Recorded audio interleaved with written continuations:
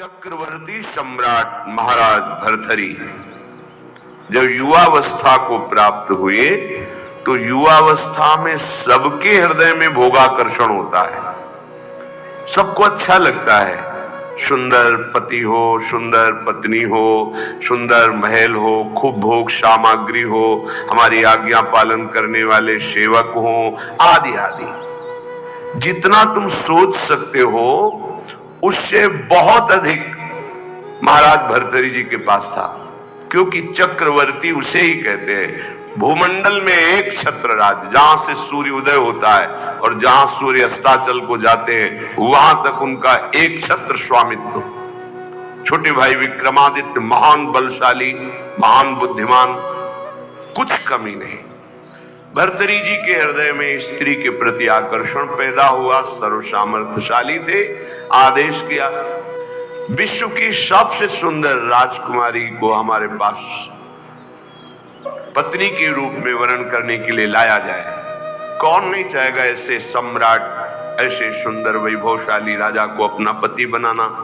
एक पिंगला नाम की बहुत सुंदरी युवती को वर्ण किया भर्तृहरि जी ने, और मन में विचारा कि आखिरकार भोगों में क्या सुख, इसके लिए मुझे एकांत चाहिए।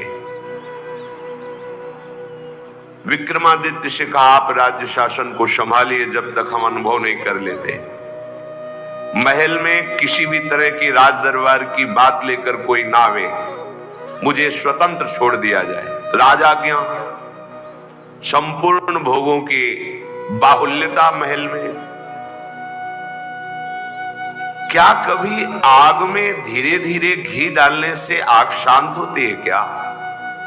ऐसे ही भोगों को भोगने से कभी कामाग्नि शांत थोड़ी होती है, और भड़कती है। अगर सुख हो तो विश्राम मिल जाए। एक दिन पिंगला काफी समय व्यतीत होने के बाद वो अपनी महल की पीछे खिड़की से झांक रही थी। पीछे अश्वशाला थी, वहां घोड़ों की रक्षा और सेवा कराने वाला अश्वपति अपने सेवकों के द्वारा घोड़ों की देखरेख, उनकी सेवा कराता था। बहुत ही हष्ट पुष्ट जवान। पिंगला देखकर आसक्त हो गई, एकांत में मिलने लगी।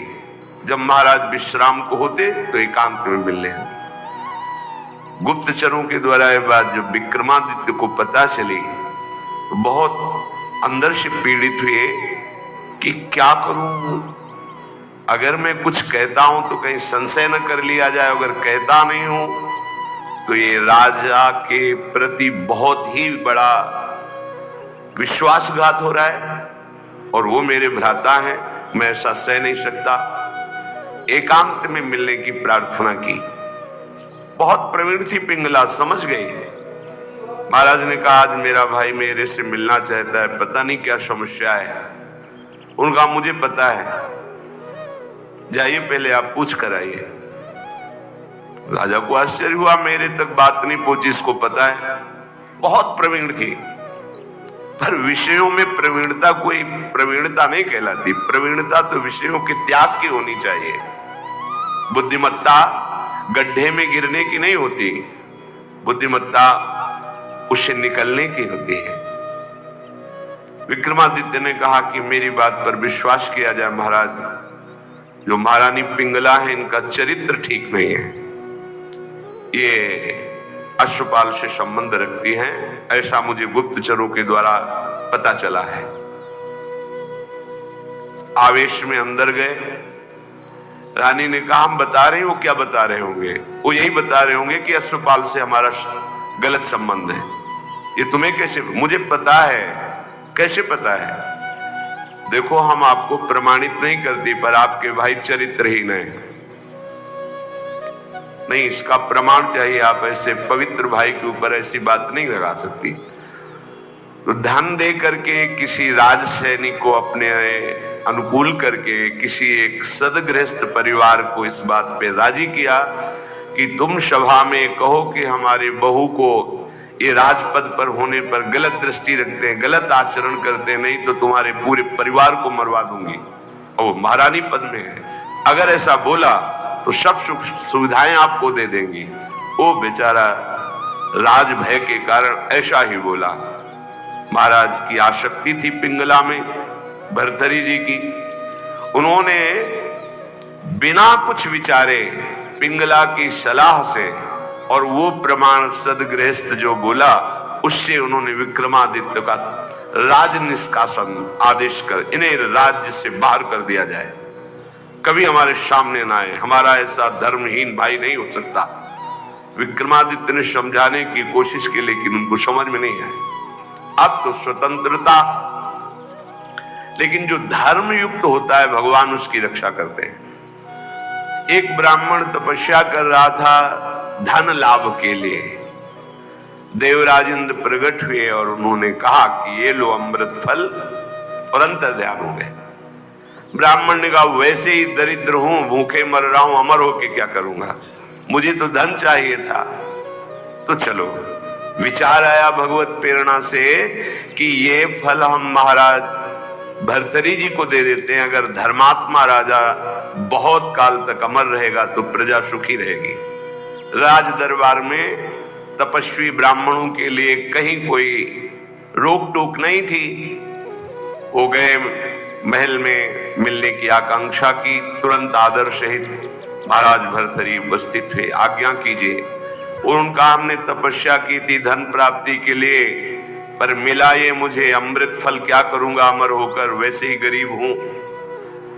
हमारी इच्छा है कि आप जैसे धर्मात्मा राजा यदि अमर रहेंगे तो प्रजा का पुत्रवत पालन करेंगे, और मुझे धन चाहिए तो आप धन दिला दीजिए और ये अमर फल ले लीजिए। अविश्वास की कोई गुंजाइश नहीं थी क्योंकि तपस्वी ब्राह्मण थे। महाराज भर्तरी ने आदेश किया जितना ये धन चाहे इनको दे दिया जाए। अमर फल लेकर एकांत में विचार किया कि मेरा संपूर्ण मन तो पिंगला में लगा हुआ है, मैं अमर होकर क्या करूंगा। यदि पिंगला अमर हो जाए तो जब तक जीवित रहूंगा ये हमारे साथ रहेगी। पिंगला को बुलाया और कहा महारानी ये फल खा लीजिए, हमारे देश के ब्राह्मण की तपस्या से ये अमर फल मिला है, इससे तुम मरोगी नहीं, अमर हो जाओगी। उनका आपको पता है कि अमर फल ऐसे नहीं पाया जाता, स्नान आदि करके देवार्चन करके हम पालेंगे, दे दीजिए। ले लिया। पिंगला ने विचार किया कि अगर मेरा मित्र अश्वपाल अमर हो जाए तो फिर हमारा मिलन होता रहेगा। एकांत में जब अश्वपाल मिला तो उसको अमर फल दे दिया कि तुम पालो इसे। उसने भी कहा हम पालेंगे, लेके चला गया। और उसकी परम आसक्ति थी महाराज के दरबार की नर्तकी वैश्या से। नवयुवती अत्यंत सुंदर, उसने उस वैश्या को बुलाया अश्वपाल ने और कहा कि अमर फल मुझे प्राप्त हुआ है, मैं अमर होके क्या करूंगा, मेरी आसक्ति तो तुम्हारे में है, तुम इसे पालो, अमर हो जाओगी। तो जब तक मैं जीवित रहूंगा तुम्हें देखता रहूंगा, तुमसे मिलता रहूंगा। वैश्या ने फल ले लिया। वैश्या ने विचार किया मैं जिस दरबार की नर्तकी हूं तो अमर होकर क्या करूंगी, नाचती ही तो रहूंगी। अगर मेरा महाराज अमर रहे तो अच्छा रहेगा। नर्तकी ने उनके निज महल के अंगरक्षक से कहा कि मुझे महाराज से मिलने की प्रार्थना की जाए और मिलाया जाए। महाराज कृपा करके मिले, क्या बात है। तो उनका मैं आपके दरबार की नर्तकी हूं, मुझे अमर फल मिला है, मैं आपको देना चाहती हूं। होश उड़ गए महाराज के, वही अमर फल। वैश्या से कहा कि तुम्हें किसी भी तरह का दंड नहीं दिया जाएगा, पर तुम सत्य बोलो, ये अमर फल कहां से प्राप्त हुआ है। उनका ये अमर फल मेरा एक मित्र है जो राज परिवार के घोड़ों की सेवा कराता है, अश्वपति, उसने हमें दिया है। और वो महल के पीछे ही था अश्वशाला।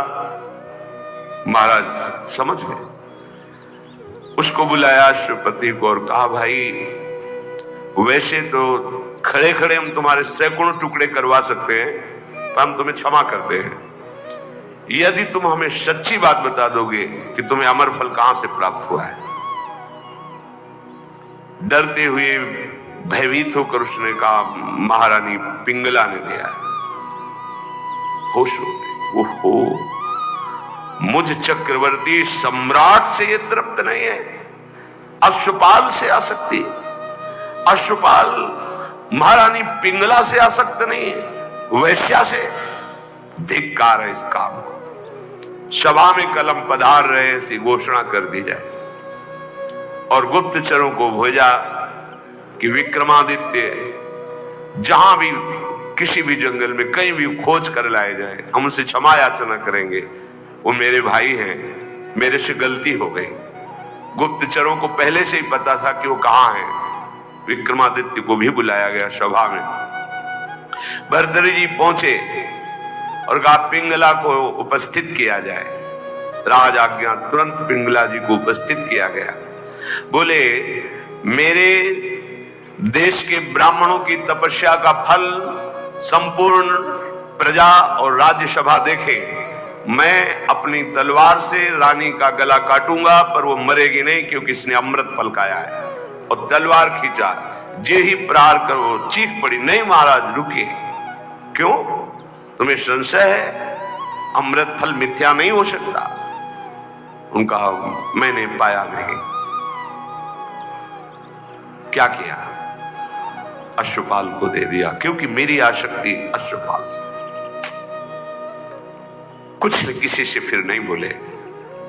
राज मुकुट सिंहासन पर रखकर और कहा विक्रमादित्य तुम इसका पालन करना, मैं ऐसे निकृष्ट संसार का आश्रय नहीं लूंगा। धिक्कार है।